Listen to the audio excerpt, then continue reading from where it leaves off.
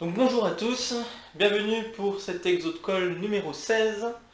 Et aujourd'hui nous allons attaquer l'exercice d'arithmétique suivant. Montrer que p-1 factoriel est congru à -1 modulo p si et seulement si p est un nombre premier. Je vous laisse un peu de temps pour réfléchir par vous-même, voir comment résoudre cet exercice, n'hésitez pas à faire une petite pause.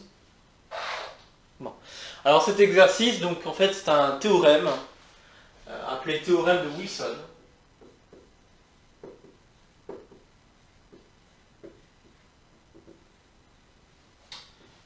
Et en soi, c'est quand même un théorème qui permet de donner un critère, mine de rien, un critère pour les entiers, à savoir si c'est un nombre premier ou pas. Donc c'est quand même plutôt un bon résultat. Le problème, c'est que ce résultat n'est pas forcément des plus exploitables si on prend des nombres très grands. Puisque comme vous le voyez, vous devez calculer quand même un factoriel. Alors après, on peut arranger l'algorithme de façon à ce que le factoriel, on ne le calcule pas en une seule traite, mais qu'on le calcule au fur et à mesure en regardant les congruences modulo p. C'est une possibilité. Mais en tout cas, c'est quand même un critère intéressant. Alors, à savoir qu'on pourra généraliser cette formule. On va en parler après, la résolution. On peut généraliser cette formule dans le cadre des corps finis.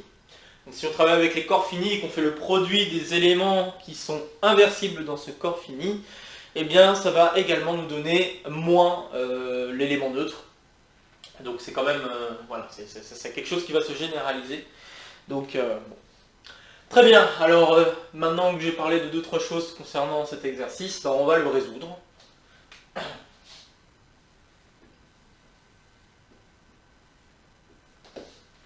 Et donc pour la résolution, il faut déjà reconnaître un cas où on va pouvoir résoudre assez rapidement.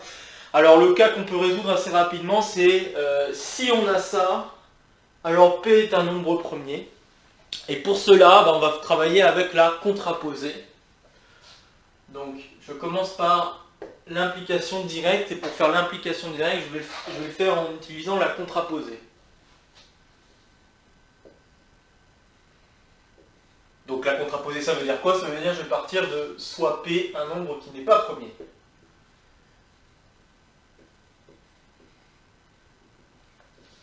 Bon. Alors si P n'est pas un nombre premier, qu'est-ce que ça signifie? Ça signifie que P peut s'écrire comme produit de deux nombres entiers, des nombres entiers qui vont être strictement compris entre 2 et P-1. Enfin, strictement compris entre 1 et P, mais compris entre 2 et P-1. Donc, il existe K et M, deux entiers, donc dans 2P-1, tel que P est égal à K fois M. Ok?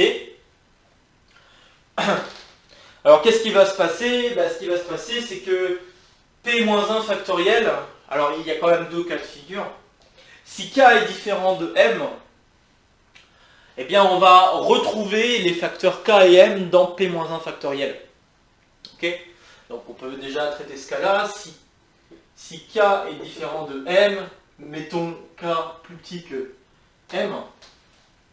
Si on est dans ce cas de figure, eh bien, comme je viens de le dire, P-1 factoriel sera donc divisible par P, puisque, donc, alors, je vais écrire P-1 factoriel et vous allez vite comprendre. Donc P-1 factoriel, c'est 1 fois 2.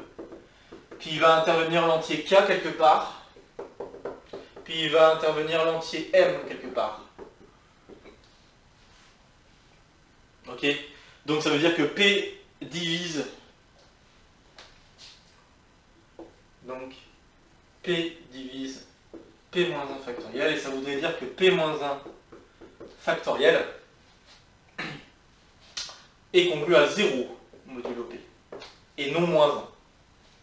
Ok, donc c'est un premier cas de figure. Le deuxième cas de figure, c'est si K est égal à M. Donc c'est-à-dire que cette fois-ci, P est un carré. Alors si P est un carré, bah, de toute façon, P moins 1 factoriel restera divisible par K, quoi qu'il advienne. Ok. Donc par le même raisonnement,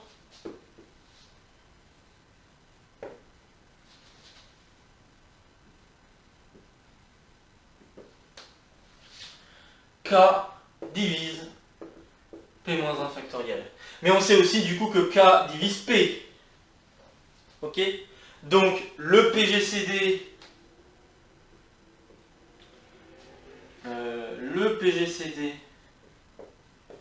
de P moins 1 factoriel avec P, il est plus grand ou égal à D. À D, à K, pardon. Il est plus grand ou égal à K. Bon, il y a de fortes chances qu'il soit égal à K, mais bon, juste au cas où, on va dire juste K. Parce que il se peut que P s'écrive 6 au carré, et dans ce cas-là, bon voilà, vous voyez ce que je veux dire. Donc là, on est en train de faire juste le cas général, on a K carré. Donc il se peut que le PGZD soit bien égal à P.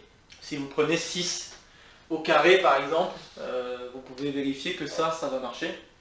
Okay. Tout simplement parce qu'on peut décomposer à nouveau. Ici, si on admettait en plus qu'on ne pouvait pas décomposer, c'est-à-dire que K est un nombre premier, là oui, ça serait égal à K. Mais bon, j'ai pas besoin de savoir si c'est égal ou... Ça me suffit de dire que c'est supérieur ou égal à K.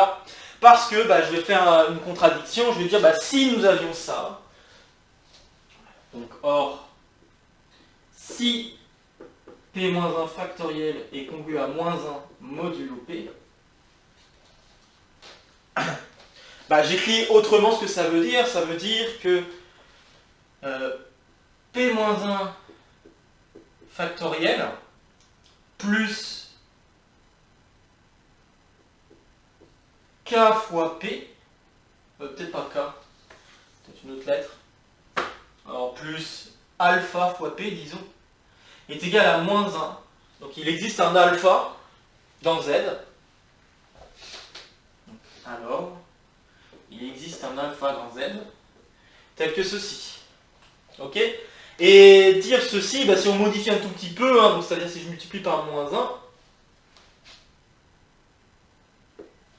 1, d'accord, si je multiplie par moins 1, alors donc, du coup le alpha, je peux mettre un plus, je peux choisir le alpha pour que ça marche. Si je multiplie par moins 1, j'obtiens que moins P moins 1 factoriel plus alpha P est égal à 1. Et donc, qu'est-ce que ça me dit? C'est le théorème de Bézout, c'est lié au théorème de Bézout, même la réciproque du théorème de Bézout. Donc,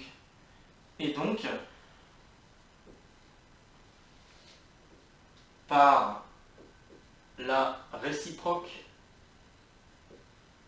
du théorème de Bézout, ou de Bezout. C'est vrai que je dois vous dire plutôt Bezout que Bézout, là c'est tout un débat, à vous de voir. Moi je risque de dire Bézout, mais je sais que normalement on devrait dire Bezout.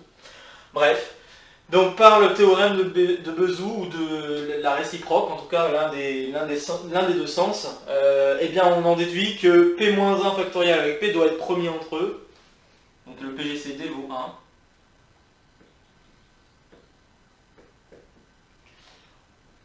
Je vais écrire autrement le PGCD avec cette notation. Donc le PGCD entre les deux doit être égal à 1. Mais on vient de dire un petit peu plus haut que le PGCD doit être plus grand que K, qui est plus grand que 2, d'après l'hypothèse ici. Donc on a une contradiction. Et donc c'est gagné, on a montré que la contraposée est vraie, donc le sens direct de ce théorème est vrai. Ok. Alors maintenant on va attaquer l'autre sens. Je vais effacer.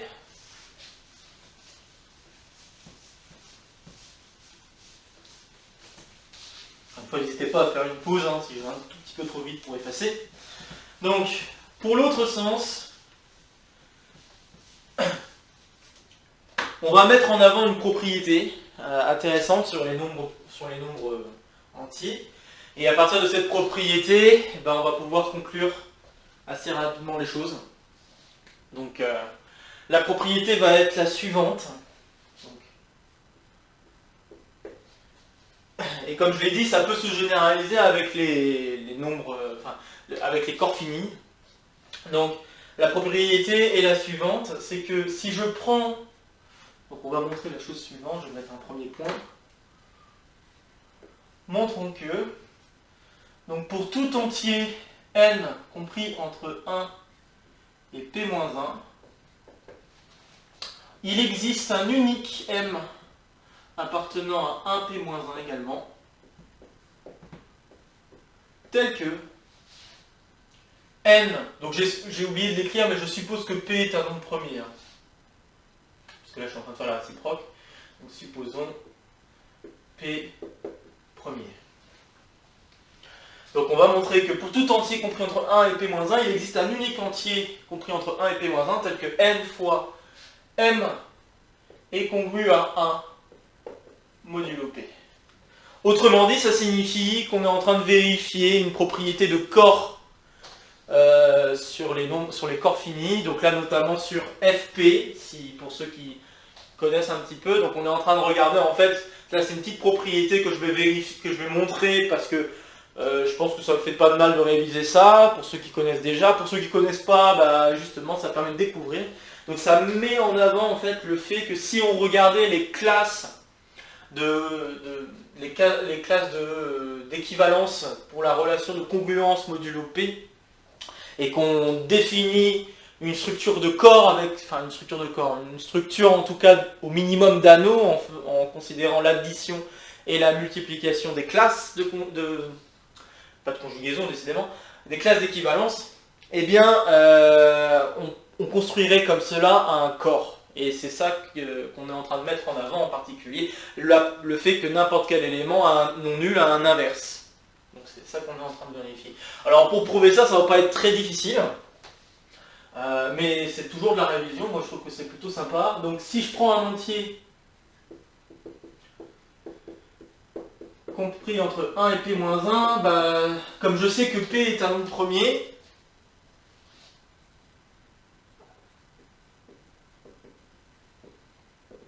bah, je sais que n et p sont premiers entre eux.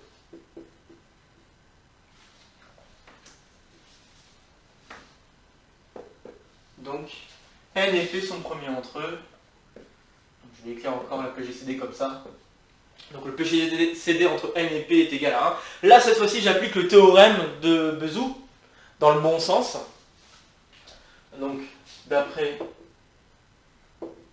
le théorème de Bezout, on a la chose suivante. Il existe un entier m et un entier k appartenant à z, tel que n fois m plus p fois k est égal à 1. Et donc autrement dit que n fois m est congru à 1 modulo p.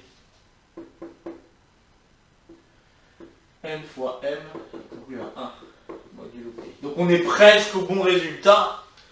Il reste une dernière chose à faire, c'est de choisir le m, parce que bon bah là, on a l'existence d'un m dans z, mais on n'a pas l'existence d'un m compris entre 1 et p-1.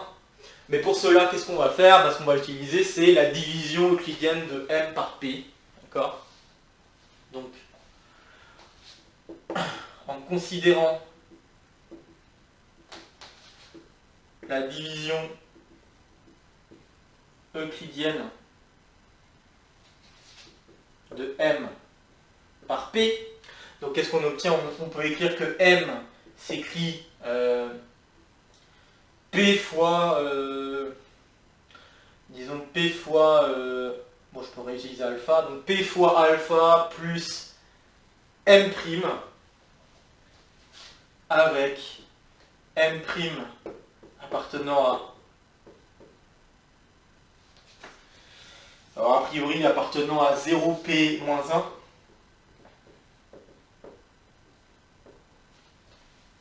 Ok, donc si je prends ça, eh bien nous obtenons,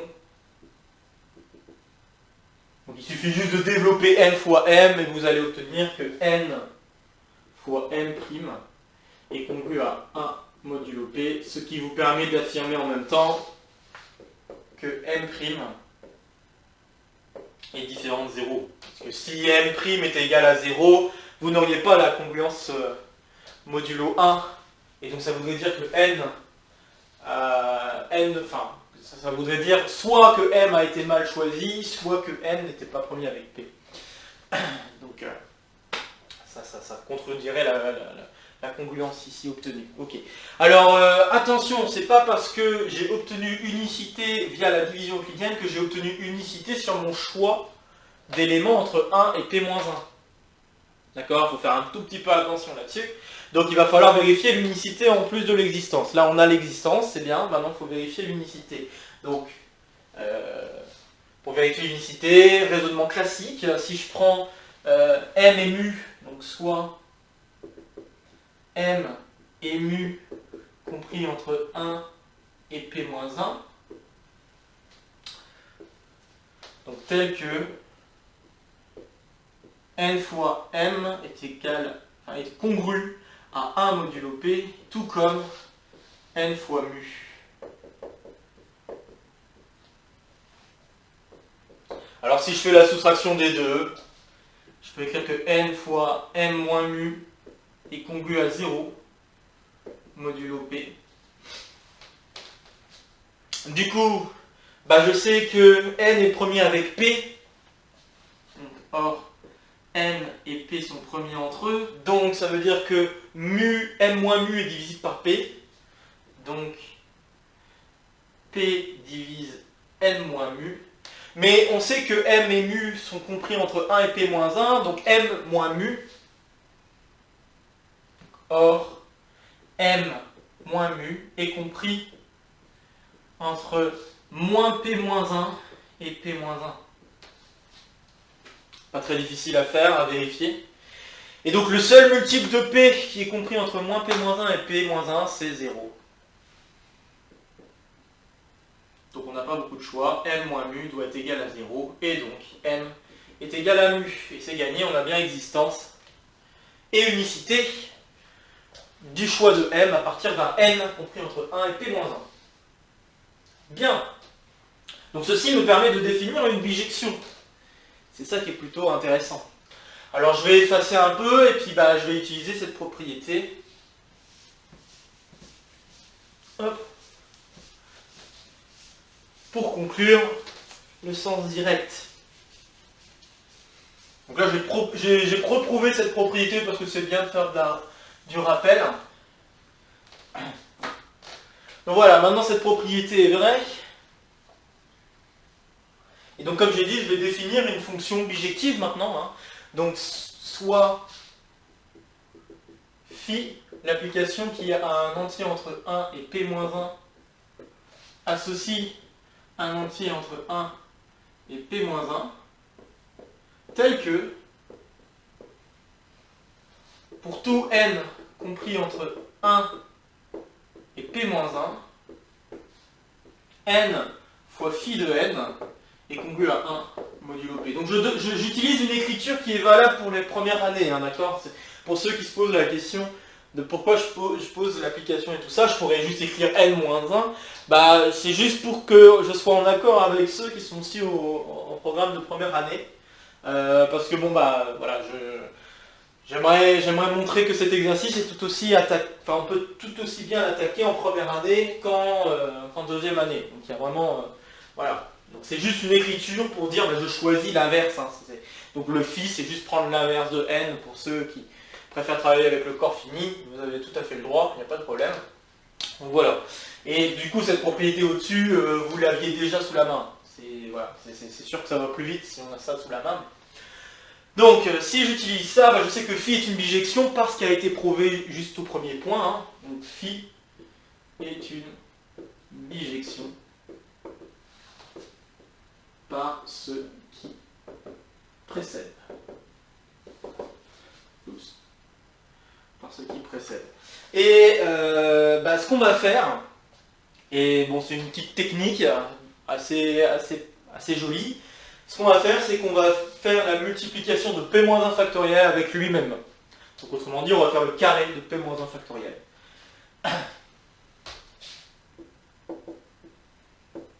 P-1 factoriel au carré, bah, c'est P-1 factoriel fois P-1 factoriel. P-1 factoriel, je peux l'écrire comme le produit des k allant de 1 à P-1, des k. Mais je peux aussi l'écrire, puisqu'il y a une bijection, je peux aussi l'écrire en intervertissant la place des entiers dans mon produit. Donc je peux faire le produit pour k allant de 1 à P-1 de phi k.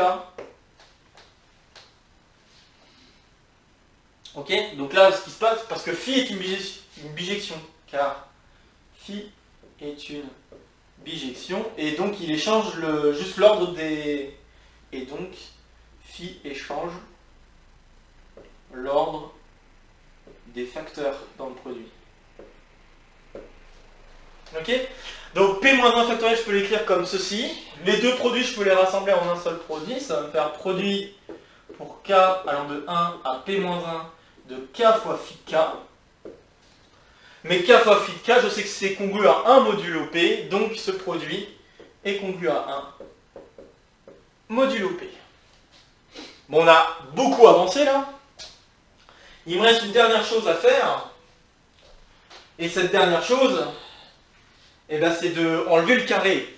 Et pour enlever le carré, ben, il faut savoir quels sont les nombres qui au carré est congru à 1 modulo P. Pour P, nombre premier. Il me faut savoir ça. Et vous allez voir que la réponse n'est pas si difficile, puisque la réponse, ça va être soit l'entier c'est congru à 1 modulo P, soit l'entier en question est congru à moins 1 modulo P. Ok, alors je vais effacer un petit peu et juste garder le résultat obtenu. Donc là, le résultat qu'on vient de mettre en avant grâce à cette bijection,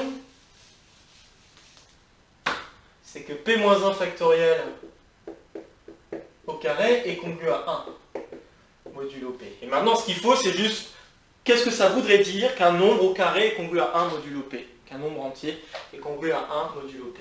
Eh bien, or, x carré est congru, est congru à 1 modulo P, si et seulement si x carré moins 1, qui est égal à x moins 1 fois x plus 1, est congru à 0 modulo P. Donc on a ça, ok. Et puis, dire ça, ça veut dire que x moins 1 fois x plus 1 est divisible par P. Donc P divise x moins 1 fois x plus 1.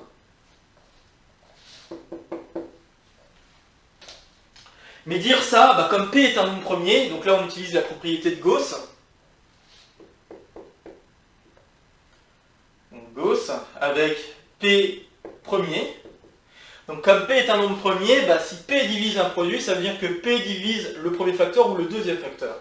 Donc ce qu'on obtient, c'est soit P divise x moins 1 ou P divise x plus 1.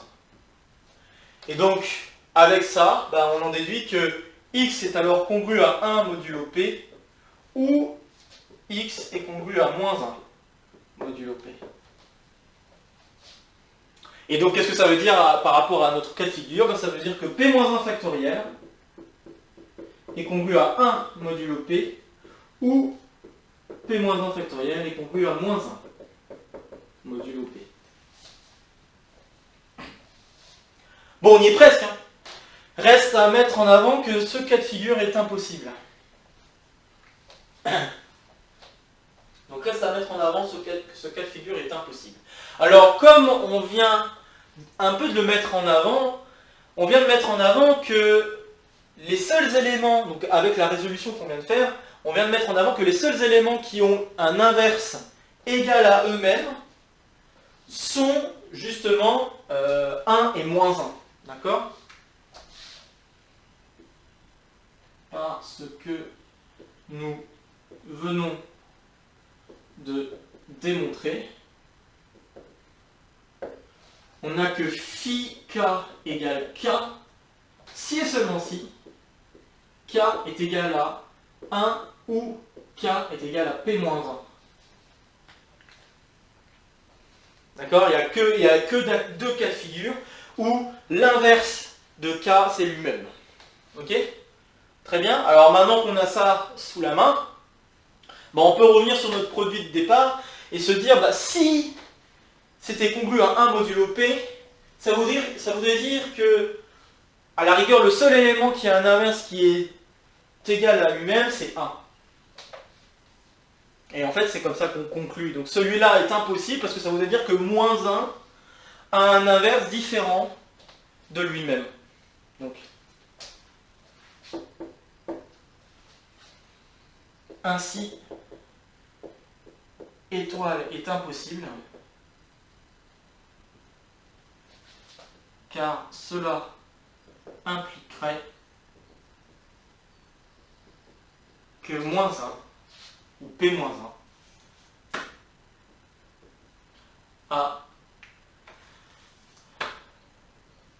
que phi de P-1 est différent de P-1.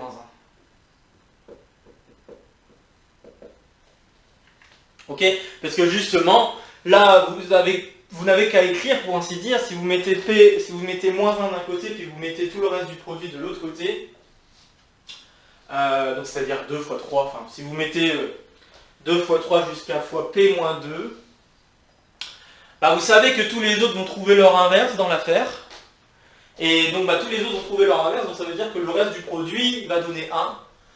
Et vous êtes en train de dire que l'inverse de 1 c'est moins 1, et là il y a un problème. Voilà, si vous voulez, vous pouvez l'écrire aussi comme ça. Mais quoi qu'il en soit, le gros problème, c'est ça voudrait dire que moins 1 a un inverse autre que lui-même. Et donc c'est impossible. Et on conclut. Donc contradiction.